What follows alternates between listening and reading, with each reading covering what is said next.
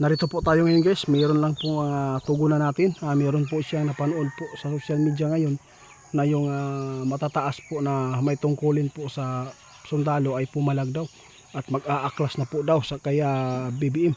Nais po daw nila na magkudita. Totoo kaya ito guys, kaya natatakot po yung nakapanood, baka po yung nanood ito hindi po siguro natin na po yung video, baka po ay magkakamali lang po siya na mag-interpret. Kaibigan, meron po akong pakay sa inyo. Kumusta po?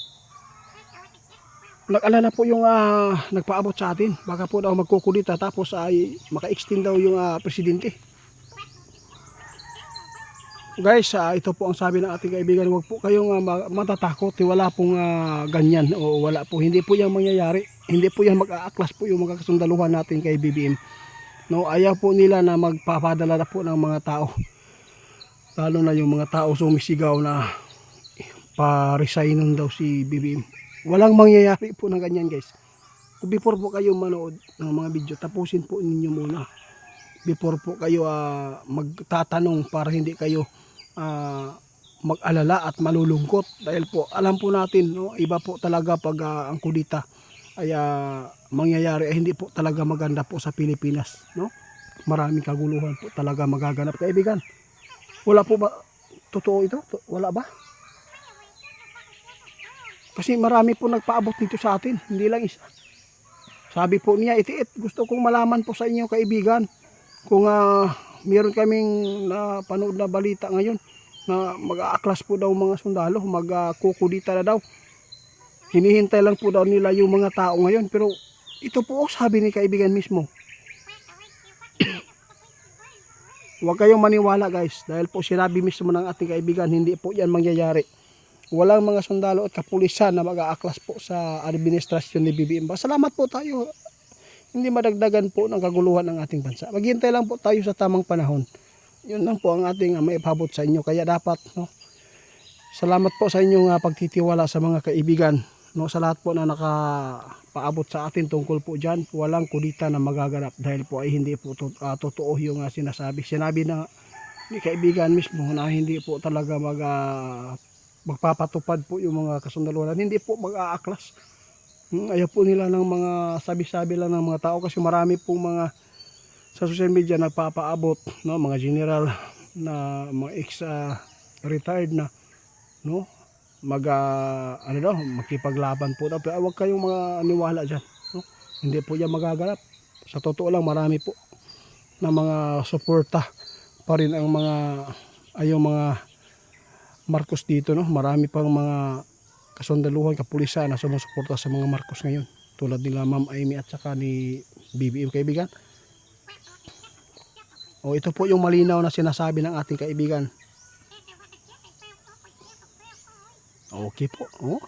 Salamat po kaibigan. Ang sa atin lang po dito ay panangalangin po natin na sana ay wala nang mangyayaring kaguluhan. Ang sa atin dito sana po hindi na tayo mangarap na mag-resign si BBM. Ang sa atin dito, tulungan natin na ipagdasal na maayos po ni BBM ang problema po ng ating bansa at magawa po niya ang tamang panunungkulan po niya sa ating bansa. Yun po ang sana ang ating hindi lang po lagi lang tayo mambabas. Tinitingnan po natin ang mga ginagawa. Wala naman pong maganda yan na idudulot po sa ating bansa, lalo na sa mga tao na kampi-kampihan kaibigan. Okay, salamat po sa inyong ipinapaabot sa amin ha.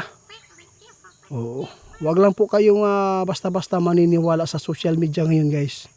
Yung mga ipinapaabot sa social media na mag-aaklas daw yung mga kasundalo, yung lalo na po yung matataas po ng mga opisyal, mga sundalo mag-aaklas daw para daw sa kudita. Ayaw mo tuwa na hindi dili daw na mahitabo, sabi ng ating kaibigan. Wala po silang plano na ito ay guluhin ang administrasyon ni BBM.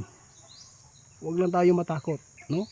Trabaho na lang tayo para po ay mapakain po natin ating pamilya. Hindi lang po tayo agad-agad na maniniwala. Salamat po sa inyong paabot kaibigan. Salamat po. Ano po? Ang inyo dang bantayan karon guys, no, ang mga disgrasya o ang mga kalamidad. Nakikita man ko ni kaibigan na dili na normal po ang ato ang panahon. Kasi po yung natin, yung mundo natin ay patanda ng patanda din. Yun po ang sabi ng ating kaibigan. Kaya yung kalikasan ay unti-unti nang maniningil po sa mga tao na ginawa nila ang kalikasan na parang walang, hindi po nirespeto nila ang kalikasan ngayon guys. Totoo po yan. Nakikita po natin kaibigan, di ba? Yun po ang dapat nyo gawin, sabi ng ating kaibigan.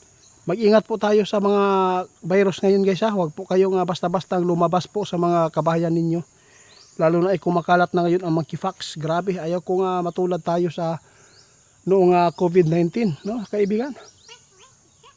Nakakatakot po yung kaibigan, totoo po yun. Kaya dapat po ngayon na maging alerto tayo sa mga paligid, lalo na yung mga nagpapaabot sa social media, yung mga malalaki network na totoo po ang mga balita. Kasi marami na pong mga tinatamaan po ng monkeypox na tinatago po nila ngayon guys, para hindi po sila ano po ang kanilang lugar, no? Kaya mag-ingat kayo, huwag po kayong lumabas, huwag kayong mag-adventure lang kahit saan na lang po para po malingaw mo, no? Kaya hanggang dito na lang muna. Maraming salamat po sa inyong mga suporta. God bless po. Mag-ingat po tayo sa mga kalsada ngayon. Lalo na sa mga motorista natin na mga maiinit po ang ulo. Huwag lang po natin idaan sa mainit ng ulo kasi wala naman tayong mapapala dyan. Hanggang dito na lang muna. Salamat po sa inyong mga suporta kaibigan.